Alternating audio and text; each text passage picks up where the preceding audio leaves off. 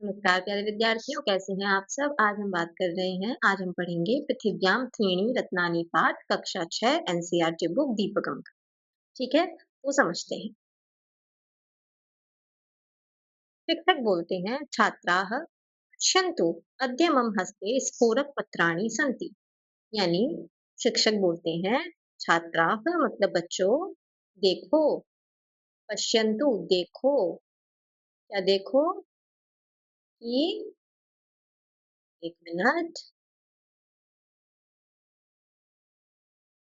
पश्यन्तु देखो, अद्य मम हस्ते स्फोरक पत्राणि सन्ति, यानी कि मेरे हाथ में स्फोरक पत्र हैं।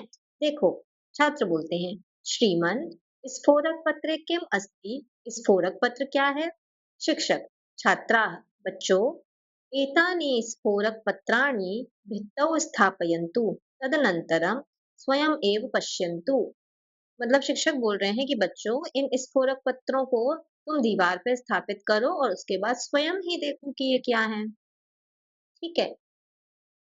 छात्र बोलते हैं, श्रीमन स्फोरक पत्रे तो सुंदरम चित्रम अस्ति। स्फोरक पत्र में तो बहुत सुंदर चित्र हैं। श्लोकाः अपि सन्ति, और श्लोक भी हैं। शिक्षक बोलते हैं, सत्यम, हाँ सत्य ही है। एतानि सुभाषितानि सन्ति, ये सब सुभाषित हैं, यानी ये सब अच्छी बातें हैं। सुंदर वचनानि एव सुभाषितानि भवन्ति। सुंदर वचनों को ही सुभाषित कहते हैं। सुभाषित, सुंदर वचन ही सुभाषित होते हैं। एतानि अस्माकं कृते उत्तम कार्यार्थं प्रेरणां यच्छन्ति। ये सब जो हैं, ये जो स्फोरक पत्र पे लिखे हुए सुभाषित हैं, ये हमारे लिए उत्तम कार्य को करने की प्रेरणा देते हैं। मतलब हमें मोटिवेट करते हैं, हमें इंस्पायर करते हैं। छात्राः श्रीमन् तर्हि वयं सुभाषितानि पठामः।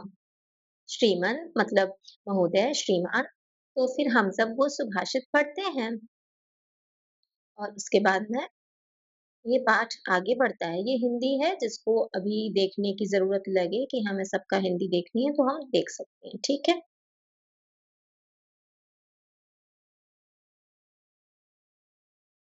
श्लोक शुरू होती है यहाँ से। क्या बोल रहे हैं कि पृथिव्यां त्रीणि रत्नानि, पृथ्वी के, पृथ्वी के तीन रत्न हैं। ठीक है, कौन कौन से रत्न हैं। पृथ्वी के तीन रत्न हैं। क्या है वो। एक है जलम, यानी जल। दूसरा म से अ निकलेगा, अन्नम, तब अन्न, अनाज। और सुभाषितम, यानी अच्छी बात। ठीक है। पहला है ये जलम, ये जल है पहला। अन्नम ये है दूसरा। सुभाषित ये है तीसरा। पृथ्वी के तीन रत्न हैं, जलम, अन्नम और सुभाषित। लेकिन मूढ़ैः, मूर्ख लोगों के द्वारा, पाषाण खंडेषु, पत्थरों के टुकड़ों में, रत्न संज्ञा विधीयते, रत्नों की संज्ञा मान ली जाती है। मतलब मूर्ख होते हैं वो, जो पत्थर के टुकड़े होते हैं, रत्न मान लेते हैं। यहाँ पर ये सीधा सीधा बता रहे हैं कि असली रत्न जो है वो सोना चांदी हीरा मोती नहीं है, बल्कि वो है जिसके बिना हम रह नहीं सकते हैं। हमारा जल, अन्न और अच्छे वचन, ये हमारे असली रत्न है पृथ्वी के। ठीक है। ये है पदच्छेद। मतलब किसी भी श्लोक को पढ़ने के लिए हमें श्लोकों को क्रम से लगा, श्लोक के शब्दों को क्रम से लगाना होता है, और उसके बाद में अन्वय के माध्यम से हमें अर्थ समझना होता है। लेकिन यहाँ हम समझ चुके हैं कि पृथ्वी के तीन रत्न हैं, जल, अन्न और अच्छे वचन। मूर्ख लोग पत्थर के टुकड़ों को रत्न की संज्ञा देते हैं। ठीक है, आगे बढ़ते हैं। अगर आप चाहें तो आप हिंदी का जो अर्थ है वो संस्कृत में भावार्थ क्या होगा वो यहाँ पे एज इट इज देखकर लिख सकते हैं। इसमें वही है, ये जो संस्कृत है इसकी हिंदी यहाँ लिखी है कि पृथिव्यां त्रीणि रत्नानि सन्ति, पृथ्वी के तीन रत्न हैं। तानि रत्नानि जलम, अन्नम, सुभाषितम च भवन्ति। वो रत्न जल, अन्न और अच्छे वचन होते हैं। किंतु मूर्ख जनाः, लेकिन मूर्ख लोग पत्थर के टुकड़ों को रत्नानि इति वदन्ति, रत्न बोल देते हैं। दूसरा श्लोक है, अयं निजः परो वेति, गणना लघु चेतसाम, उदार चरितानां तु वसुधैव कुटुम्ब। पदच्छेद क्या होगा। तब अब इसके अलग अलग टुकड़े करेंगे तो ये होगा अयम, निजः, परः, वा, इति, मतलब वेति से वा, इति गणना लघुचेतसाम् उदारचरितानां तु वसुधा एव कुटुम्बकम्। वसुधैव से अलग हो गया वसुधा एव, टुकड़े कर दिए।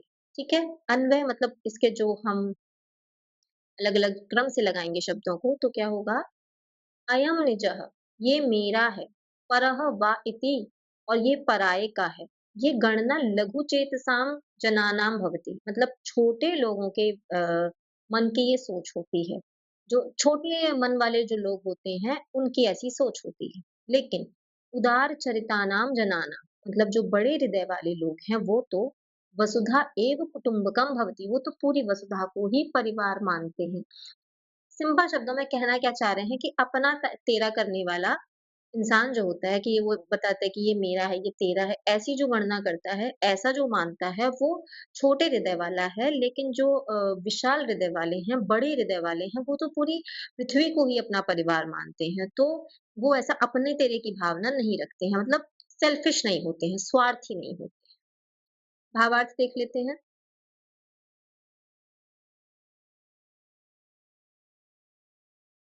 एषः स्वजनः अस्ति, एषः च परः जनः अस्ति, यह मेरा है, यह तुम्हारा है, दूसरे का है। इति एतादृशं चिन्तनं तु संकुचित भावयुक्तानां जनानां भवति। ऐसी जो सोच रखते हैं वो तो छोटे भाव से युक्त लोग होते हैं। येषाम् उदार स्वभावः अस्ति, जिनका उदार स्वभाव होता है, तेषां कृते तु, उनके लिए तो संपूर्णा पृथ्वी एव परिवारः भवति। उनके लिए तो पूरी पृथ्वी ही परिवार होती है। अगला श्लोक। उद्यमेन हि सिद्ध्यन्ति कार्याणि न मनोरथैः, न हि सुप्तस्य सिंहस्य प्रविशन्ति मुखे मृगाः। पदच्छेद कर लेते हैं। उद्यमेन हि सिद्ध्यन्ति कार्याणि न मनोरथैः, न हि सुप्तस्य सिंहस्य प्रविशन्ति मुखे मृगाः।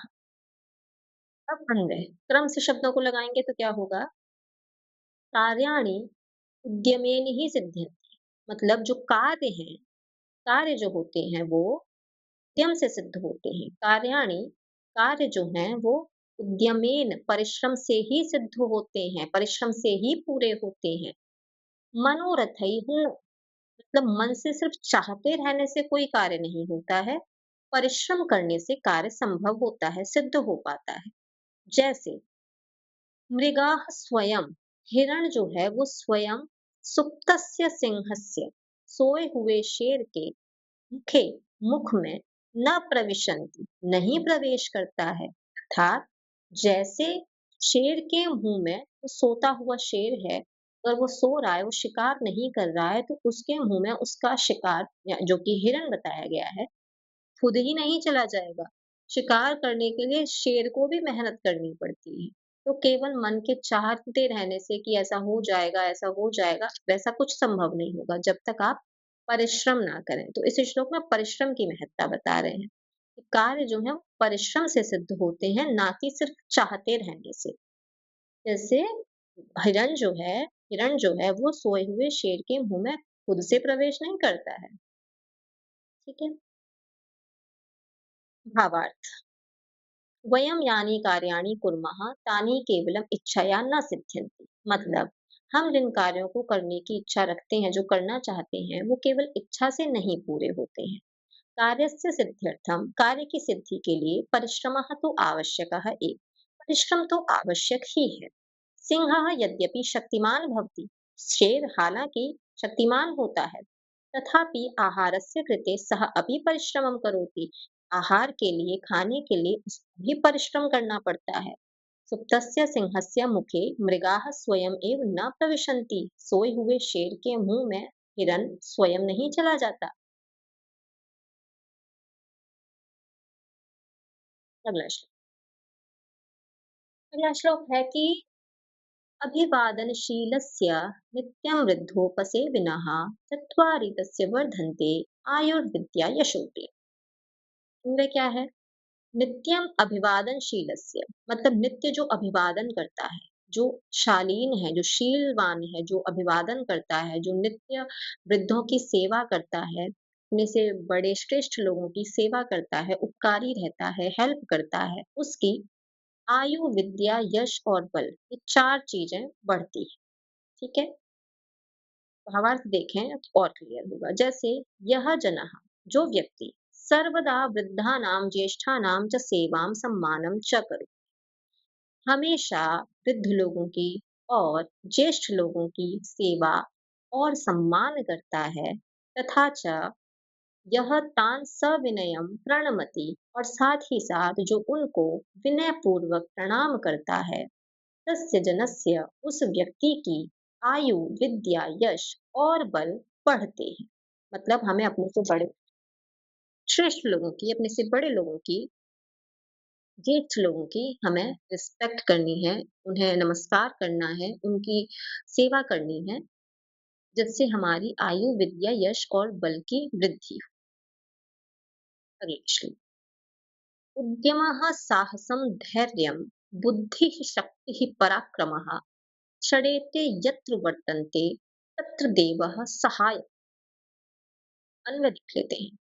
यत्र उद्यमः साहसं धैर्यं बुद्धिः शक्तिः पराक्रमः च एते षड् वर्तन्ते तत्र देवः सहायकृत् भवति। अब इसका यहाँ से ये भावार्थ है। भावार्थ में मतलब इस श्लोक में कह क्या रहे हैं कि यह जनः परिश्रमं करोति, जो व्यक्ति परिश्रम करता है। श्लोक में बता रहे हैं कि जो व्यक्ति परिश्रम करता है, यह जनः परिश्रमं करोति, साहसं करोति, धैर्यं धरति, बुद्धेः प्रयोगं करोति। यानी जो व्यक्ति परिश्रम करता है, साहस करता है, धैर्य धरता है, बुद्धि का प्रयोग करता है, बलशाली होता है और पराक्रमी होता है, तस्य कार्ये परमेश्वरः अपि सहायतां करोति। उसके कार्य के लिए, उसके कार्य में स्वयं भगवान भी सहायता करते हैं। मतलब जो व्यक्ति परिश्रम करता है, ये है ना श्लोक। उद्यमम उद्यमः साहसम धैर्यम बुद्धि शक्ति पराक्रमः षडेते, मतलब ये 6 चीजें जिसमें है। उद्यम, साहस, धैर्य, बुद्धि, शक्ति और पराक्रम, ये 6 हो गई। 1 2 3 4 5 6, ये 6 चीजें षडेते, ये 6 चीजें जिसमें होती हैं, जो इनके सहारे जीवन व्यतीत करता है। देवः तत्र सहायक, देव भी वहां पे सहायता करते हैं। मतलब यदि हम अपनी बुद्धि, साहस, धैर्य, पराक्रम, शक्ति, मेहनत का सहारा लें, तो स्वयं भगवान हमारी सहायता के लिए आते हैं। अगला श्लोक। विद्या ददाति विनयम, विनयात याति पात्रतां, पात्रत्वात् धनमाप्नोति, धनात् धर्मं ततः सुखम्। देख लेते हैं। विद्या विनयम ददाति, मनुष्य विनयात पात्रतां याति, पात्रत्वात् धनमाप्नोति, धनात् धर्म तथा सुखम च आपनोति। मतलब क्या कह रहे हैं कि जो विद्या है, विद्या क्या करती है, ये अन्वय है, ये टुकड़े हैं। मतलब हमें ऐसे करके श्लोक को समझना होता है। विद्या जो है वो विनय देती है, विनम्रता देती है ना? विद्या क्या देती है? विनम्रता देती है।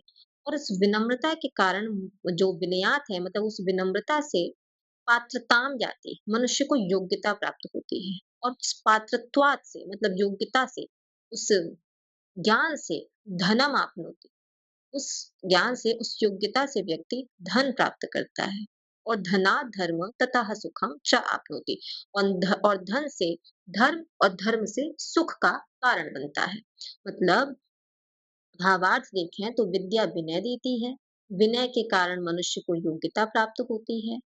योग्य व्यक्ति जो होता है वो सरलता से धन अर्जित कर लेता है, क्योंकि वो योग्य है, उसके पास विद्या है। धनेन धर्मम आचरति, और जो अच्छाई से कमाया हुआ धन है, उसको धर्म पूर्वक वो आचरण में लाता है, और उस धर्म के आचरण से मनुष्य को सुख की प्राप्ति होती है। इसीलिए विद्या अवश्यमेव सुखम ददाति। कुल मिला के अगर हम इसके बेस में जाएं तो हमारे लिए जरूरी है विद्या, क्योंकि अगर विद्या नहीं होगी तो विनय नहीं आएगी, विनय नहीं आएगी तो योग्यता नहीं आएगी, योग्यता से हमें, योग्यता नहीं होगी तो धन नहीं होगा, धन से धर्म नहीं, और धर्म से सुख नहीं। मूल में हमारे है ये विद्या। विद्या फिर से देख लेते हैं एक बार। विद्या विनय देती है, विनय से योग्यता आती है, योग्यता से हमें धन प्राप्त होता है, धन को हम धर्मपूर्वक खर्च करते हैं। धर्म पूर्ण तरीके से हम खर्च करेंगे यदि हम धर्म के कार्यों में लगाएँगे, सही विचार की सोच समझ के साथ लगाएँगे, तो हमें सुख की प्राप्ति होगी। तो एट द एंड हमारा बेस जो है वो विद्या है। विद्या होगी तो ये सब हमें मिलेगा। हिंदी अर्थ देख लेते हैं एक बार। विद्या विनय देती है। विनम्रता अर्थात विनम्रता। विनय से योग्यता को प्राप्त होते हैं। योग्य होने से व्यक्ति को धन प्राप्त होता है और धन से धर्म और धर्म के पश्चात सुख प्राप्त करता है व्यक्ति। इसके अगला वाला श्लोक है। अपि स्वर्णमयी लंका नवे लक्ष्मण रोचते जन्नी जन्मभूमिश्च स्वर्गादपि गरीयसी। अन्वय। हे लक्ष्मण, स्वर्णमयी अपि लंका में मतलब मह्यम न रोचते यतो हि जननी जन्मभूमि च स्वर्गात् अपि गरीयसे। मतलब क्या है इसमें कि श्री राम जी लक्ष्मण जी को कह रहे हैं कि स्वर्णमयी लंका भी मतलब जो लंका थी वो सोने की थी। तो जो स्वर्णमयी लंका है, लक्ष्मण जी को कह रहे हैं कि स्वर्णमयी लंका अपि मतलब भी में मतलब मुझको न रोचते मतलब नहीं रुचिकर लग रही, नहीं अच्छी लग रही। राम जी कह रहे हैं कि लक्ष्मण लक्ष्मण, ये स्वर्णमयी लंका भी मुझको नहीं अच्छी लग रही है। क्यों? क्यों नहीं लग रही है?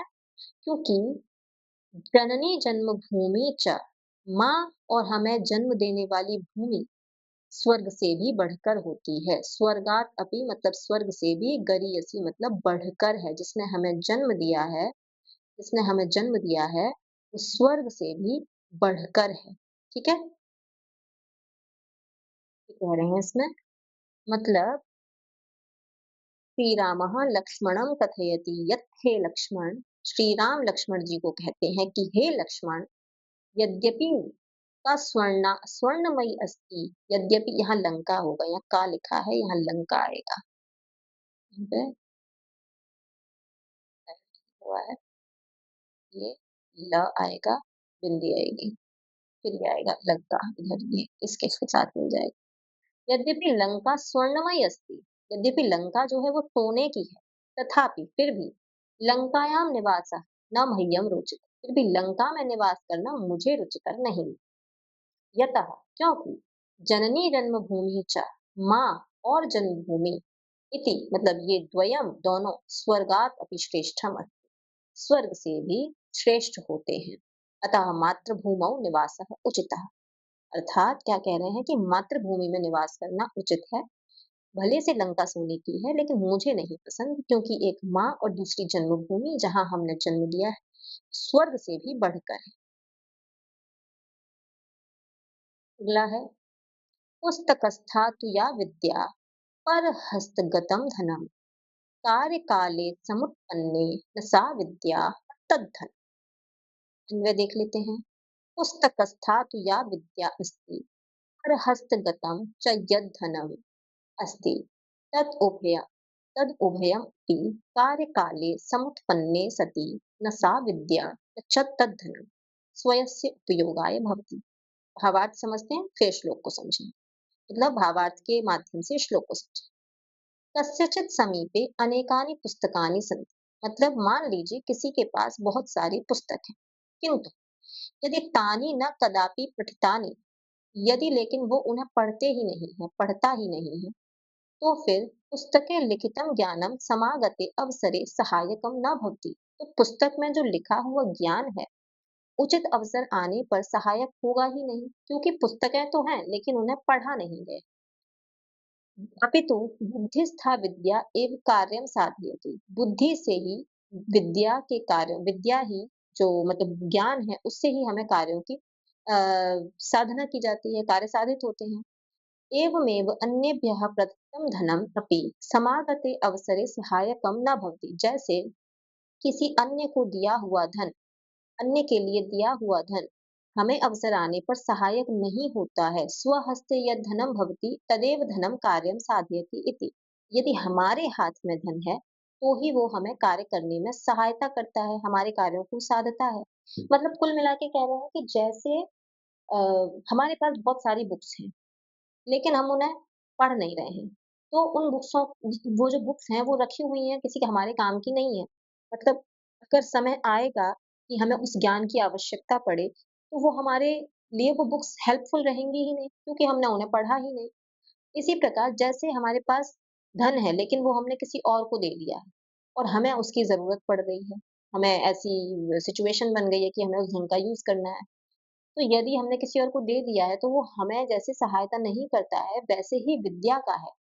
मतलब अगर पुस्तक है उसे पढ़ें, उसमें जो ज्ञान समाहित है उसको हम समझें तभी वो हमारे लिए सहायक सिद्ध होगा। जैसे धन किसी और को देने पर हमारे कार्य नहीं आता, वैसे ही हमारे पास बुक्स भले ही हों लेकिन अगर हम ज्ञान नहीं पढ़ रहे हैं तो वो हमारे काम नहीं आएगा। मतलब पुस्तक में स्थित जो ज्ञान और पराये हाथ में गया हुआ धन समय पड़ने पर न तो वह ज्ञान और न वह धन उपयोग के लिए होता है। यदि वो कहीं और चला ही गया है तो वो हमारे काम में हमारे प्रयोग में कैसे आएगा। तो यदि पुस्तकें थी हमने पढ़ी ही नहीं तो भी वो हमारी सहायता कैसे करेंगी। तो जब हमारे पास जो है उसको पढ़ें, हमारे पास पुस्तकें हैं तो हम उसका प्रयोग करें क्योंकि यदि समय पर ये सब उपलब्ध नहीं है, समय पर वो ज्ञान हम प्रयोग में नहीं ला पा रहे हैं, उनका कोई प्रयोग हमारे लिए सार्थक सिद्ध नहीं हो। ठीक है? ये था हमारा पाठ, इसका सॉल्यूशन करेंगे हम अपनी अगली वीडियो। धन्यवाद।